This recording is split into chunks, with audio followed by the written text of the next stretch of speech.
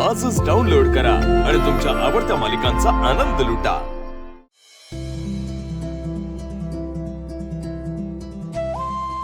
लक्ष्मी, सकाळी सकाळी देवाचं दर्शन घेतलं ना की किती प्रसन्न वाटतं ग।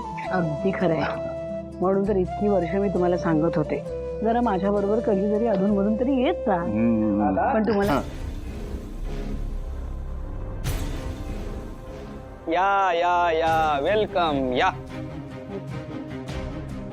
बेघर होऊन स्वतःचं घर काय वाचवताय, मैत्री काय जपताय, कर्तव्य काय पार पाडताय, आश्रितांना स्वतःच्या मनाबरोबरच या घरात काय जागा देताय। वा, आणि उरला सुरला वेळ तुमच्या हक्काच्या मुलांना द्यायला आलात, क्या बात, कमाल, वा वा। हरीश, जरा तोंड सांभाळून बोल। हो हरीश, हे जे काय चाललंय ना तुझं, बोलतोय मी।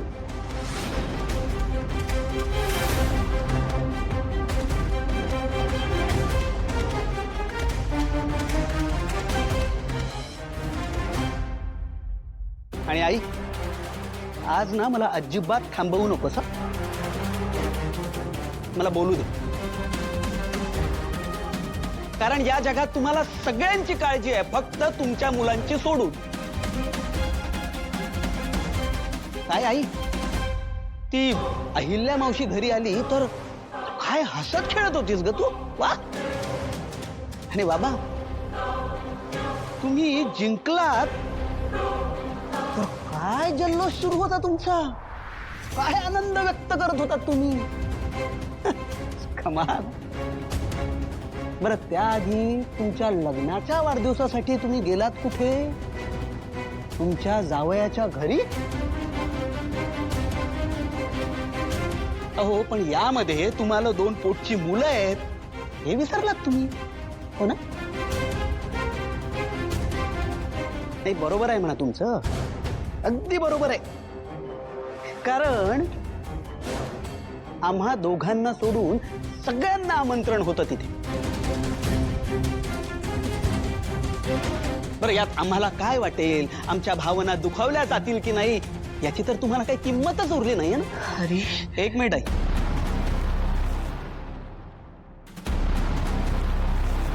माझं बोलणं पूर्ण झालेलं नाहीये। ती आनंदी, तिला तर तुम्ही घरी आणून ठेवलं होतंच, पण बाबा, आता तर तुम्ही तुमच्या पीएफच्या पैशातून 5 लाख रुपये तिच्यासाठी काढून ठेवलेत।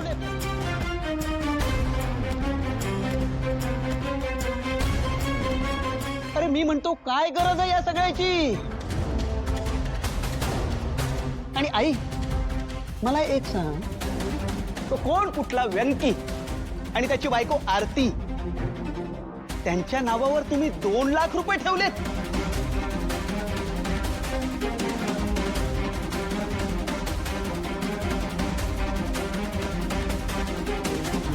आणि माझं ते माझं काय? मी तर सक्का मुलगा आहे ना तुमचा, तर साधं कुठं नाव सुद्धा नाही।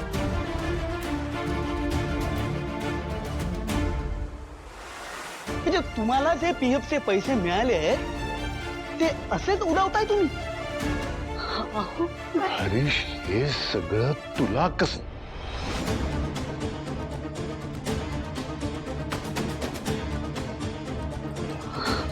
म्हणजे तू आमच्या खोलीत जाऊन चोरून ती कागदपत्र पाहिलीस? चोरून? का बाबा, हे माझं घर नाहीये का? हं? की या घरात कुठल्याही रूम मध्ये जाताना मला कोणाची परवानगी घ्यावी लागणार आहे? नाही रे, परवानगी कशाला घ्यायची? कुठल्याही खोलीत जायचा तुला हक्क आहेच, पण कुणाचीही वैयक्तिक कागदपत्र पडताळून पाहताना त्यांना विचारलं नाहीस तर किमान ती पडताळून झाल्यानंतर सांगशील की नाही? ठीक, नाही, मान्य करतो आई, ही माझी चूक आहे की मी तो कागद तुम्हाला विचारून बघायला हवं होतं। पण म्हणून तुम्ही जे काही करून ठेवलंय ते पुसल्या जात नाही ना आई. इथे माझ्या आयुष्यात काय प्रॉब्लेम सुरू आहे हे माझं मला माहित. माझी बायको या घरात कित्येक दिवस नाहीये, तिच्या माहेरी जाऊन बसली. तिला घरी आणण्याबद्दल तुम्ही काही विचार केलाय का आई बाबा? की तुम्हाला याचा काही फरकच पडत नाही? हा नाही बरोबर आहे, फरक कसा पडेल ना तुम्हाला? हरीश, त्याचा इथे काय संबंध आहे? पण अरे वा, संबंध नाही कसा नाही? अहो, हे घर ज्यांचं आहे ते या घरात नाहीत आणि बाहेरचे लोक या घरात ठाण मारून बसलेत. कोण बाहेरचे? कुणाबद्दल म्हणतोयस? मी व्यंकीबद्दल आणि आरतीबद्दल बोलतोय. हरीश, तोंड सांभाळून बोल. स्पष्टच बोलतो आई, स्पष्टच बोलतो. व्यंकी आणि आरती जर आता या घरात राहणार असतील तर इथून पुढे मी या घरात राहणार नाही.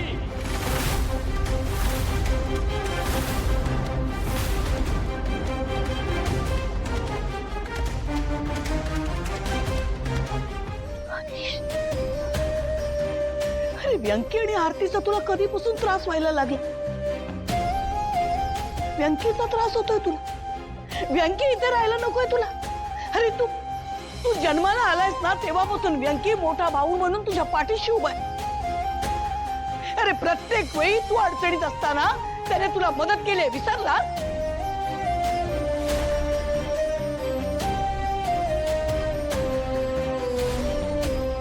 तुला लहान भाऊ मानतो म्हणूनच मदत केली आहे ना,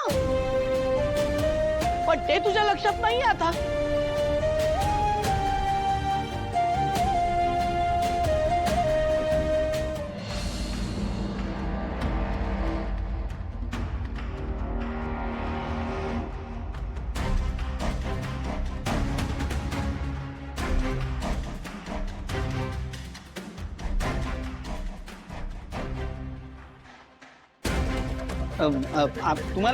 तुम्हाला बाहेर इतर सगळ्यांची काळजी आहे, पण तुमच्या सख्यांची नाही बरं का?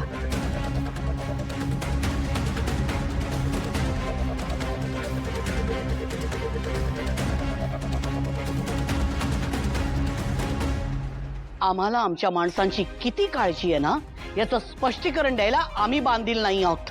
हा, असं कसं? आम्हाला जाब विचारण्याआधी आपण या घरातल्या माणसांसाठी, घरासाठी काही करतो की नाही याचा विचार येतो का रे कधी मनात?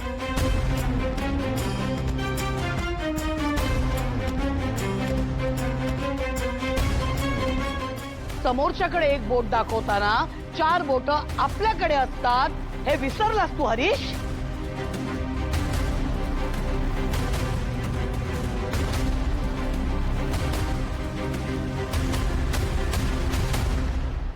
आई, पण हे सगळं तू माझ्याकडे बघून का बोलतेस? मी तुला काहीच बोललो नाहीये. कारण मी तुला जन्म दिलाय संतोष. स्वतःच्या स्वार्थासाठी तू कोणाचा कसा वापर करू शकतो चांगलं माहिती आहे.